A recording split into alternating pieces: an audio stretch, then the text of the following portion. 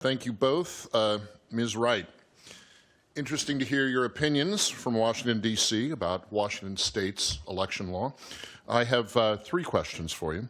First of all, by any metric, does Washington State meet the measure of the histories of discriminatory practices that the Voting Rights Act anticipates?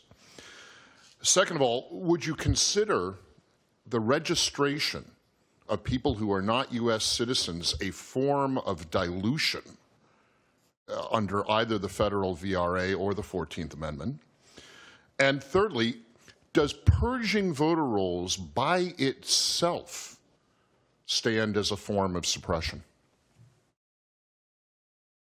Thank you for the question. I'm happy to defer to David about Washington-specific questions. I will just note that there have been successful voting rights cases brought in Washington, and so that would be an element for coverage under the Federal Voting Rights Act for preclearance, and if enacted at the state level, also for a preclearance program in Washington, so they would be covered. David, I'm happy to let you weigh in on anything there. All I would say is that it's, I appreciate the question, Representative Walsh. I think it's really hard to compare things like that. What does it mean to have a history of discrimination like that? I think that there is a very, very well documented history of discrimination against voters of all sorts in Yakima Valley. And, our notice to the Sunnyside School District outlined much of that discrimination, and I'm happy to share that with the members, so you can read about the history of discrimination in the Yakima Valley. I think it's just hard to sort of put those things on a scale. But as I said, there was a elected auditor in the Yakima County who acknowledged that the Federal Voting Rights Act forbid him from imposing literacy tests, and nonetheless just kept imposing those literacy tests for 4 years, despite the fact that the Supreme Court, until the Supreme Court was told no. So I think there is a really serious history of voting discrimination that continues to this day in the state of Washington.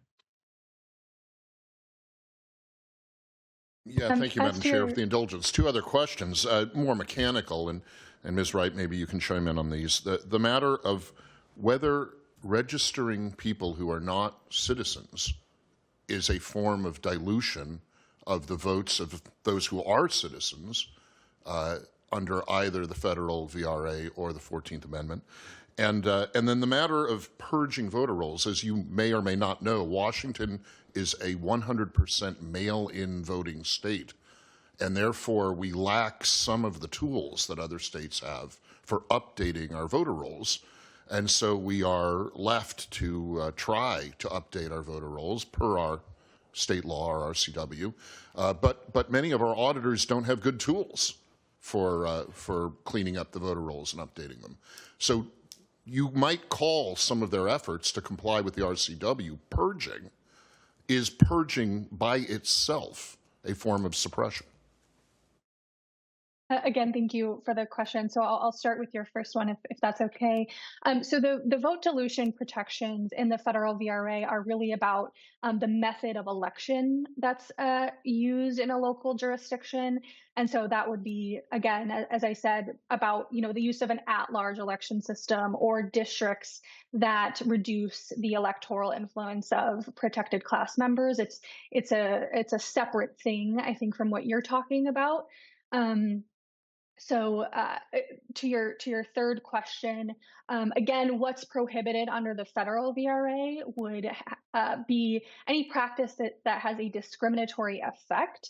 And so the example I gave for you was, disproportionate targeting in the removal of voters from the rolls without sufficient justification. That is something that would be prohibited under the federal VRA.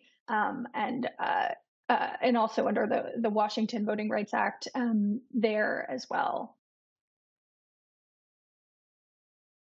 Representative Farvar. Thank you, Madam Chair. Good morning, everyone. Marissa, I'm wondering if you can tell us about what the approved remedies for WVRA are in Washington?